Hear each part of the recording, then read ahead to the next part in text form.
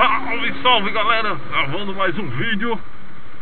Rapaz, minha moto tá parecendo um negócio que faz tijolo, uma cerâmica.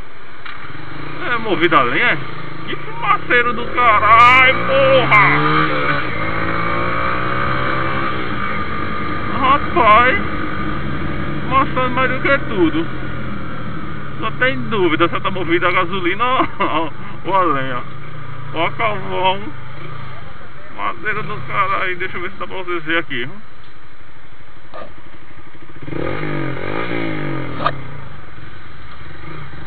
Rapaz, não sei se deu pra pegar, né? Depois eu mostro melhor, vou ver se aqui na frente dá pra ver melhor. Mas tá passando muito. Mas em breve aí ela tá sendo renovada.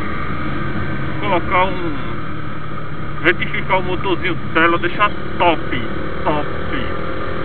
Pensando em colocar, fazer um 190, mas eu pretendo pegar uma XRE 300 cilindrada, aquele cavalo de Troia.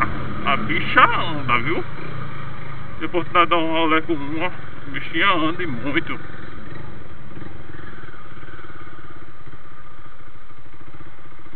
Não, vou só pegar aqui no embarque.